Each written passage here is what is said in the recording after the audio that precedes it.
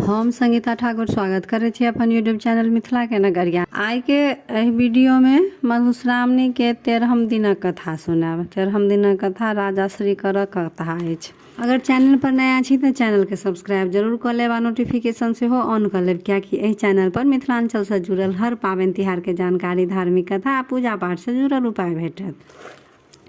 तो चलू आब कथा सुनो। श्रीकर नामक राजा रहथिन। हुनका एकटा बड़ सुंदर बेटी रहनि। जखन हुनकर टिप्पणी देखायल गेल तऽ ज्योतिषी कहलकनि जे हिनका बड़ अधलाह योग छनि। छाती लात झोंटा हाथ आ सौतनिक पोखरी में 2.5 झाँक माटी उगथि, इएह हिनकर टिप्पणी में छनि। राजा ई सुनि बड़ दुखी भेलाह। अपन साध्य किछु तऽ छलनि नहि, ओ एहिमे की कऽ सकैत छलथि।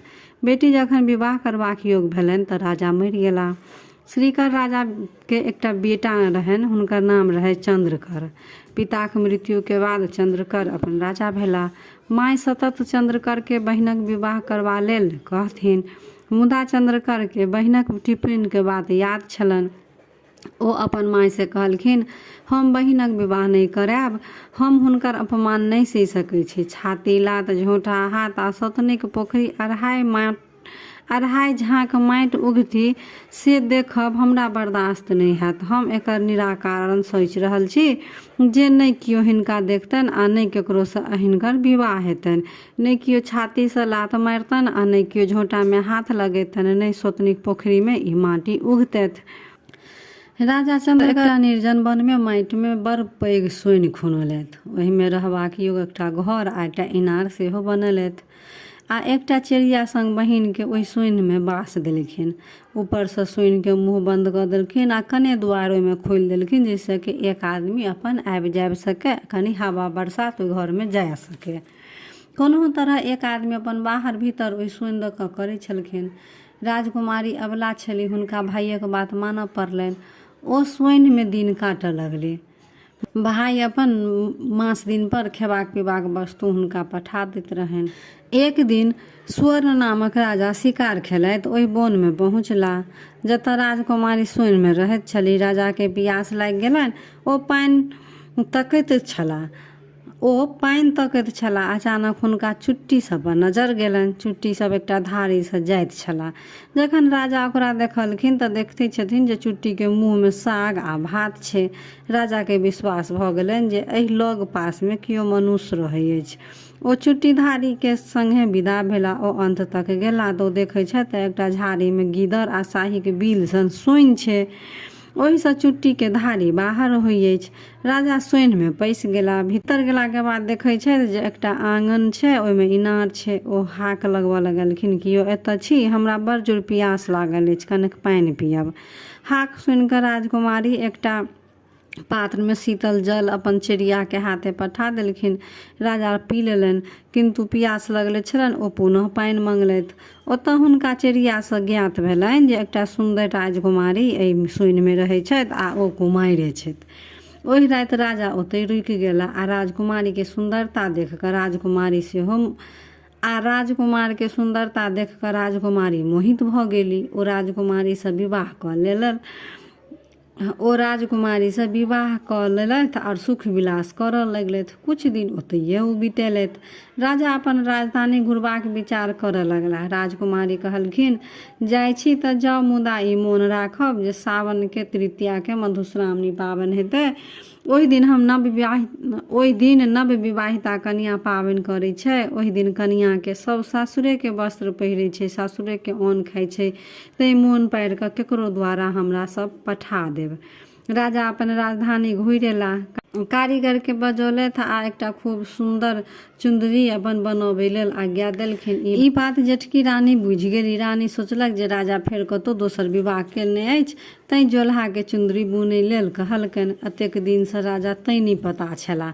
तेकर कारण इएह छल। रानी चुपचाप जोल्हा के बजौलथि आ कहलक, ओहि चुनरी में छाती लात आ झोंटा हाथ लिख दिहे आ ओकरा तेना कऽ चपेट दिहे जे कियो बूझौ ने, राजा के एकर खबर नहीं होइन।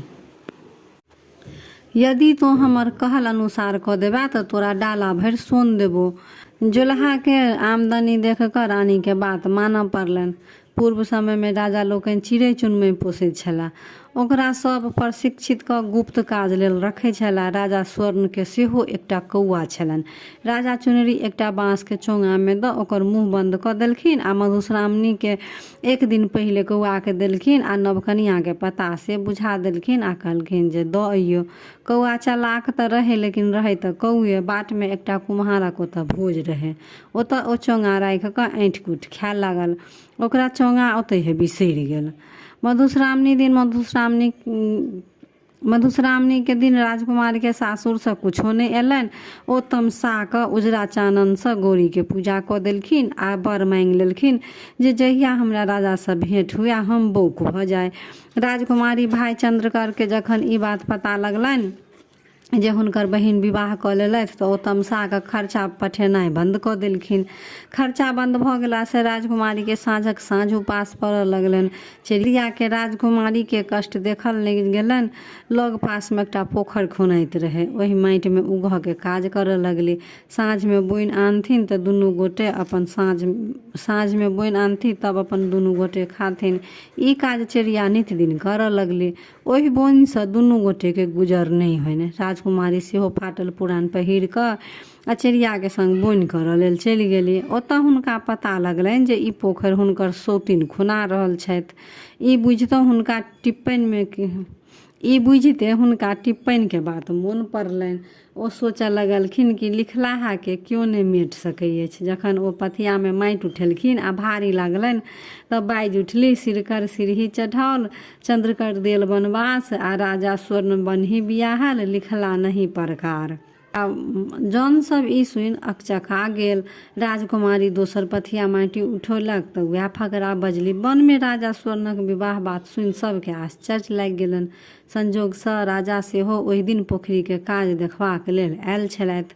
ओहो ई फकरा सुनलथि। फकरा सुनि कऽ हुनका सब बात मोन पड़ि गेलनि जे कोना ओ प्यासे व्याकुल राजकुमारी ओतऽ गेला, केहन ओतऽ हुनका सत्कार भेलनि, फेर विवाहो केलनि। सब बात राजा के स्मरण हुअ लगलनि। तकर बाद ओ अपन राजधानी आबि ओहि राजकुमारी के बिसरि गेल छलखिन। राजा के लाज ओ आत्मग्लानि खूब भेलनि। राजकुमारी तेसर पथिया माटि फेकबाक लेल उठेलनि कि एहि बेर ओ औधे पथिया माटि फेंक सकली कि बीचे में राजा स्वर्ण हुनका आगा में ठाढ़ भऽ गेलथि। राजकुमारी के राजा चिन्ह गेलखिन आ पुछलखिन जे किया करै छी। राजकुमारी गौरी से वरदान मांगि लेने रहथिन जे जहिया राजा हमरा भेंट होयत तहिया हम बौक भ जाय।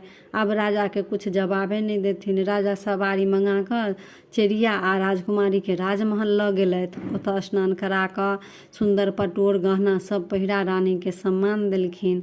तहन राजा के एहि बातक दुख होनि जे रानी बजै किया नहीं छथि। चिड़िया से पुछलथि तऽ ओ कहलक मधुश्रावणी के दिन अहाँ पाबनि हेतु कुछ नहीं जे पठौलियै, ओहि ताम से राजकुमारी उजरा फूल आ उजरा चानन से गौरी के पूजा कऽ लेलखिन आ गौरी से वरदान मांगि लेलखिन जे एहन जहन हमरा राजा से भेंट हुए तऽ हम बौक भऽ जाय। तैं ओ नहीं बजै छथि। राजा जहन सब बात सुनलथि तऽ दुखक परावार नहीं रहलनि। ओ कौआ के बजा कऽ चोंगा खोज केलथि। कौआ के ई बात ध्यान से उतरि गेल रहे। खोज करिते ओकरा कुम्हरा ओहि ठामक बात मोन पड़ि गेल। राजा अपन दूत पठा कऽ कुम्हरा के बजौलथि। तहन ओ कहलखिन जे हमरा एकर जानकारी तऽ नहीं अछि, तहन हम अपना ओहिठाम खोज करै छी। कुम्हरा तहन आंगन गेल आ खोज केलक तऽ पता लगलनि जे भोजक दिन ई चार पर से खसल रहे तऽ ओकरा ओकर पुतोह उठा कऽ ओहि चोंगा के कोठी में राखि देने रहे। ओ आनि राजा के देलकनि आ क्षमा याचना केलकनि। राजकुमारी के तहन संतोष भेलनि जे एहिमे राजा के कोनो दोष नहीं छनि। कौआ के चंचलता के कारण ई सबटा फसाद भेल। चोंगा आनि जखन राजा देखलखिन तहन सब वस्तु ओहिना सलामत रहे। ओहिमे चोंगा में सँ पटोर निकालि जहन देखलखिन तऽ देखै छथि जे ओहिमे लिखल अछि छाती लात आ झोंटा हाथ। राजा के ई देख कऽ देह में आगि लग गेलनि। ओ जोल्हा के बजा कऽ पुछलखिन जे ई कोना लिखल गेल। जोल्हा सब सविस्तार कहि देलक। राजा रानी के बजा कऽ 2 खंड काटि कऽ तखन ते गरबा देलथि। राजकुमारी के आब बुझा गेलनि जे एहिमे राजा के कोनो दोष नहीं छनि। कौआ के गलती सँ एतेक फसाद भेल। राजकुमारी अगिला साल मधुश्रावणी के दिन ललका फूल आ चानन सँ गौरी के पूजा केलनि आ बोल फुटबाक वरदान मंगलथि। रानी के बोल फुटि गेलनि। तखन ओ राजा रानी संग अपन खूब बढ़िया सँ सुख सँ रहऽ लगलथि। दिन बीतबऽ लगलथि। तो ई राजा श्री कर के कथा रहे। आब ओइ 13 दिन के कथा में गणेश जी सोहाग मथै छथि आ बाँटै छथि, तकरो वर्णन अछि। तो चलू आब गणेश जी सोहाग मथतथि आ बाँटतथि, तकर कथा सुनू। मधुश्रावणी के दिन गणेश जी गौरी से कहलखिन, माय आइ मधुश्रावणी अछि, हम सोहाग मथब आ जे मांगत तकरा देब। गौरी कहलखिन, अवश्य मथू आ जाहि वस्तु के जरूरत हुए से कहू, हम ओरियान कऽ देब। गणेश जी कहलखिन, हमरा धान, धनी, काठक तामा, नीम, बेल आ आमक काठी चाही। गौरी गणेश जी के सब वस्तु के ओरियान कऽ कऽ देलखिन। गणेश जी सोहाग मथलखिन आ बाँटऽ लगला। सर्वप्रथम एकटा धोबी अयलनि आ सोहाग मंगलखिन। गणेश जी ओकरा सोहाग देलखिन आ कहलखिन, अहाँ के धोबी नुआ वस्त्र के धोता, भट्ठी लगौता, भरि दिन परिश्रम करता आ साँझ खन घर औता, ताहि से अहाँ के सोहाग बढ़त। तकरा बाद एकटा कहथिन सोहाग मांगे एली। गणेश जी हुनका सोहाग देलखिन आ कहलखिन, अहाँ के देवान जी भरि दिन लिखा पढ़ी करता आ साँझ खन कऽ औता, अहाँ अपने सीकी के मोनी चंगेरी बुनब, खोपाक विन्यास करब, ताहि से अहाँके सोहाग बढ़त। तकरा बाद एकटा मलाहिन आयली। गणेश जी कहलखिन, ओकरा सोहाग देलखिन आ कहलखिन, अहाँके मलाह माछ मारता आ बेचता, जाल बुनता आ टापी बनौता, अहाँके देह मछाइन महकत, ताहि से अहाँके सोहाग बढ़त। तखन एकटा मालिन एलखिन। गणेश जी कहलखिन, सोहाग देलखिन आ कहलखिन, अहाँके माली भरि दिन फूल तोड़ता, साँझ खन माला गाँथि कऽ अपन बेचता, घरे घरे पहुँचौता, ताहि से अहाँके सोहाग बढ़त। तकर बाद एकटा गुआरिन आयल। गुआरिन के गणेश जी सोहाग देलखिन आ कहलखिन, अहाँके गुआर भरि दिन गाय महीष चरौता आ साँझ भोर दूध दुहता आ अहाँ दही पौरब, घी मथब आ दूध दही बेचब, अहाँके देह फोकराइन महकत, ताहि से अहाँके सोहाग बढ़त। तखन बनियान सेहो सोहाग मांगऽ एली। गणेश जी हुनको सोहाग देलखिन आ कहलखिन, अहाँके बनिया तो राजू बटखारा धोता, भरि दिन सौदा बेचता, अहाँके हुनका मदद कर, अहाँ हुनकर मदद करबनि, अन्न सबके फटक के बनेबनि राखि कऽ, ताहि से अहाँके सोहाग बढ़त। सबसे पाछू ब्राह्मणी एली, ओहो गणेश जी से सोहाग मंगलथि। गणेश जी कहलखिन, हुनको सोहाग देलखिन आ कहलखिन, अहाँके ब्राह्मण पूजा पाठ करता, वेद पुराण अपने पढ़ता आर विद्यार्थी लोकनि के पढ़ौता, अहाँ जनऊ काटब आ घर आंगन पवित्र राखब, पवित्र से भानस भात करब, ताहि से अहाँके सोहाग बढ़त। एही प्रकारे आनो आनो जाति के जतेक सधवा एली, सबके गणेश जी सोहाग देलथि आ अपन अपन जाति के उपदेश देलथि। सब केओ प्रसन्न भऽ घर जाइत गेली।